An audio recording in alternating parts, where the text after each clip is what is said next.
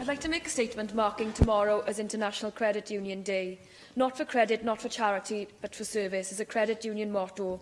We often forget the purpose of banking is not only one of business, but of social need. As we have witnessed the closure and acquisition of thousands of small retail and local banks in the last 30 to 40 years, and when we consider that the banks we do have are now fast disappearing from high streets and smaller towns, now more than ever an alternative is needed.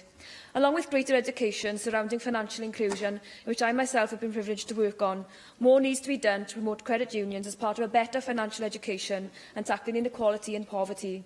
In the UK, sadly, Wales does not stack up favourably to Scotland and Northern Ireland when it comes to credit union membership. This despite Wales being one of the areas of the UK facing the biggest challenge in accessing credit and people managing their money. In the first quarter of this year, Scotland counted 1/3 adult members, Northern Ireland counted over 500,000 and Wales only 66,000 members of credit unions. This needs to change. On Friday, I was pleased to help open Celtic Credit Union's new branch in Swansea city centre.